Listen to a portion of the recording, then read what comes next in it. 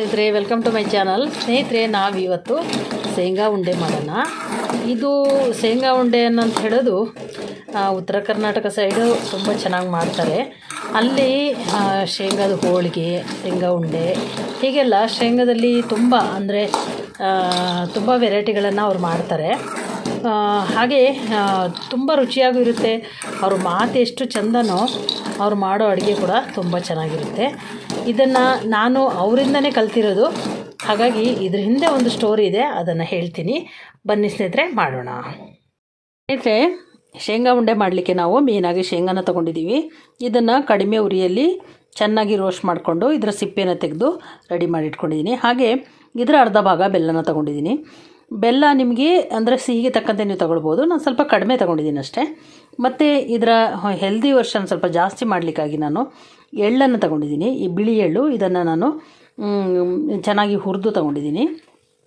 ಹಾಗೆ ಇದು ಕುಂಬಳಕಾಯಿ ಬೀಜ ಅಂದರೆ ಪಂಪ್ಕಿನ್ ಸೀಡ್ಸ್. ಇದು ಮ್ಯಾಗ್ನೀಸಿಯಮ್ ಕಮ್ಮಿ ಇದ್ದವರಿಗೆ ತುಂಬ ಅನುಕೂಲ ಆಗುತ್ತೆ. ನೋಡಿ, ನಿದ್ದೆ ಬರಲ್ಲ ಅಂತ ಹೇಳ್ತಾರಲ್ಲ, ಅವರಿಗೆಲ್ಲ ತುಂಬ ಒಳ್ಳೆಯದು.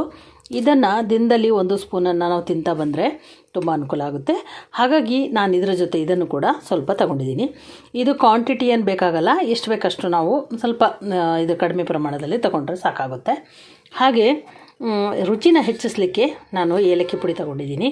ಹಾಗೆ ಸ್ವಲ್ಪ ತುಪ್ಪ, ಮಿಕ್ಸಿ ಜಾರ್ ಮತ್ತು ಮಾಡಲಿಕ್ಕೆ ಒಂದು ಪಾತ್ರೆ. ಬನ್ನಿ ಸ್ನೇಹಿತರೆ, ಮಾಡೋಣ.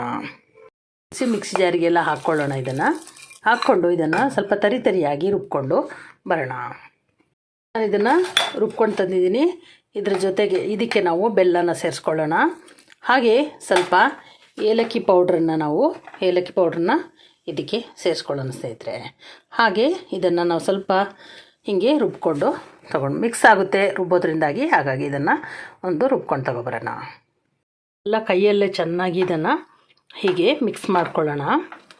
ಎಲ್ಲ ಚೆನ್ನಾಗಿ ಮಿಕ್ಸ್ ಆಗಲಿ. ಬೆಲ್ಲವನ್ನಾದರೆ ಸ್ವಲ್ಪ ಜಾಸ್ತಿ ಬೇಕಾದರೆ ಮಾಡ್ಕೊಳ್ಬೋದು ನೀವು. ಹಾಗೆ ಇದರಲ್ಲಿ ನಾವು ಸ್ವಲ್ಪ ತುಪ್ಪನ ನೋಡಿ, ತುಪ್ಪ ಕರಗಿಸ್ಕೊಂಡಾದ್ರೂ ಹಾಕಿ ಅಥವಾ ಹಾಗೆ ಆದ್ರೂ ಸ್ವಲ್ಪ ತುಪ್ಪನ ಇದಕ್ಕೆ ಮಿಕ್ಸ್ ಮಾಡ್ಕೊಳ್ಳಿ.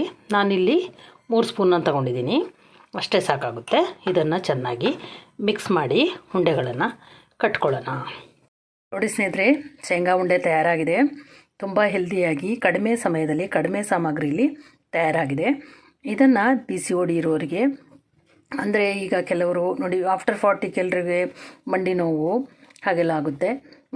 ಮಂಡಿ ನೋವು, ಜಾಯಿಂಟ್ಗಳ ಪೇನ್, ಮೈಕೈ ನೋವು ಎಲ್ಲ ಆಗುತ್ತೆ. ಅದಕ್ಕೆಲ್ಲ ಇದೊಂದು ಉಂಡೆನ ತಿನ್ಬೋದು. ತಿಂದರೆ ತುಂಬ ಚೆನ್ನಾಗಿರುತ್ತೆ. ಹಾಗೆ ಮಕ್ಕಳು ಕ್ಲಾಸಿಂದ ಬಂದಾಗ ಏನಾದ್ರು ಕೊಡು ಅಂದರೆ ಹೆಲ್ದಿಯಾದ ಒಂದು ಉಂಡೆನ ಕೊಡ್ಬೋದು.